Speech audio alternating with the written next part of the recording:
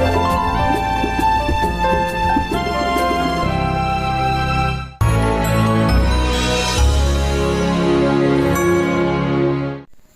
siang Pak Ian, hari ini saya akan mengajarkan tugas remedial saya. Yang pertama yaitu zaman praksara. Zaman praksara dikenal sebagai zaman sebelum mengenal tulisan, yakni masa berburu dan mengumpulkan makanan, masa bercocok tanam, dan masa perundangian. Berdasarkan zaman praksara dibagi menjadi 5, yaitu yang pertama adalah zaman Paleolitikum atau zaman batu tua, berlangsung sekitar 600.000 tahun yang lalu, dan manusia-manusia yang hidup pada zaman ini yaitu Meganthropus, Pithecanthropus, dan Homo sapiens. Manusia yang hidup di pada zaman ini itu mereka berpindah-pindah atau bisa disebut dengan nomaden, dan lebih mengenal konsep primus inter pares. Benda hasil kebudayaannya berupa alat batu yang masih kasar. Peninggalan hasil kebudayaannya yang pertama yaitu ada alat tulang, alat serpit, dan kapak perimbas. Yang kedua ada zaman Mesolitikum, zaman batu tengah atau zaman batu tengah, berlangsung sekitar 2500 tahun yang lalu sampai 10.000 tahun yang lalu, menghasilkan sampah dapur atau biasa yang lebih dikenal dengan kejokian Mundingan. Pada zaman ini dikenal dengan peradaban Abris, yaitu Sausroche dan semi-sedenter. Hasil kebudayaannya yaitu berupa batu, salah satu sisinya yang dihaluskan. Manusia yang hidup pada zaman Mesolitikum ini yaitu manusia Australomelanozoid dan Mongoloid. Mengenal cara bercocok tanam dengan teknik slash and burn. Yang ketiga ada zaman bercocok tanam atau Litikum, zaman batu muda.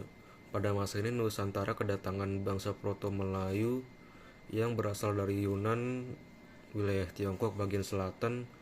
Mereka membawa tradisi bercocok tanam dan kebudayaan baru, disebut budaya Neolitikum atau zaman batu muda.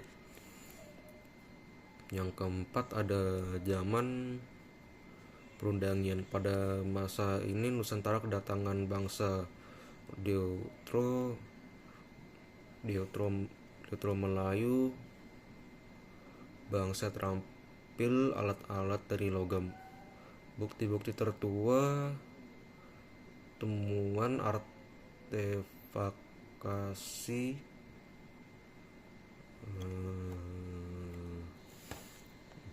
dan perunggu di Indonesia terjadi dalam kurang waktu yang bersamaan, yaitu 500 SM atau sebelum Masehi. Artefak besi antara lain batu Nusari yang terletak di Yogyakarta dan Punung di Jawa Timur. Ada juga pengaruh budaya Dongson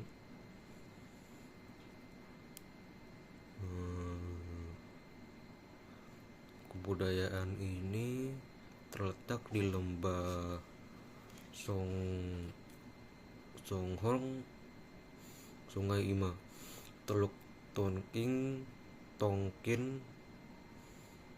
yang berada di Vietnam dan berkembang pada tahun 1500 sampai 500 tahun sebelum Masehi.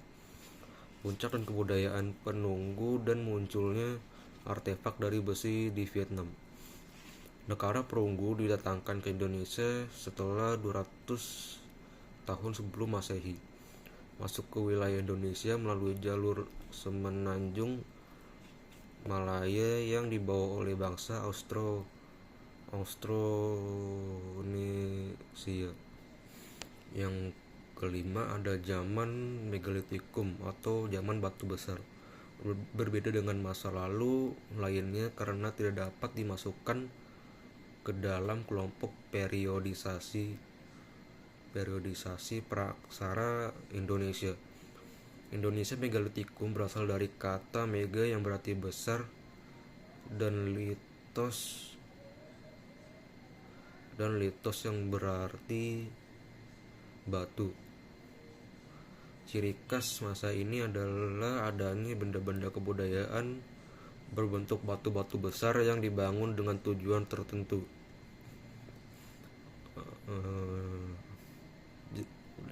Hasil peninggalan kebudayaannya, yang pertama ada menhir yang gunanya adalah tugu batu tempat pemujaan kepada roh nenek moyang. Yang kedua ada dolmen, mega batu tempat meletakkan sesaji. Yang ketiga ada punden berundak, bangunan tempat pemujaan kepada roh nenek moyang, dibuat dalam bentuk bertingkat-tingkat. Yang keempat ada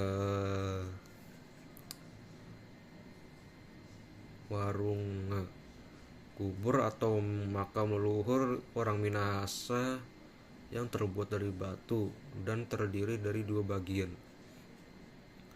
Yang kelima ada sarkofagus, tempat untuk menyimpan jenazah yang umumnya dibuat dan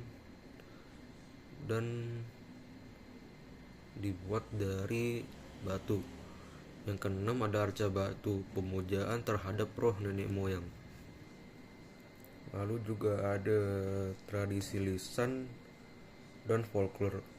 Tradisi juga dipahami sebagai suatu adat kebiasaan yang dipertahankan turun-temurun dan masih dihayati oleh masyarakat pendukungnya, karena penyampaiannya disampaikan melalui lisan, kemudian dikenal dengan istilah tradisi lisan.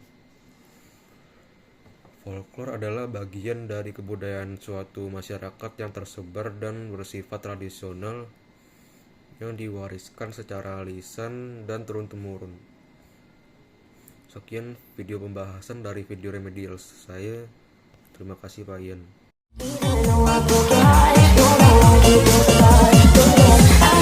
Pojok-pojok tangan di atas lagu ini.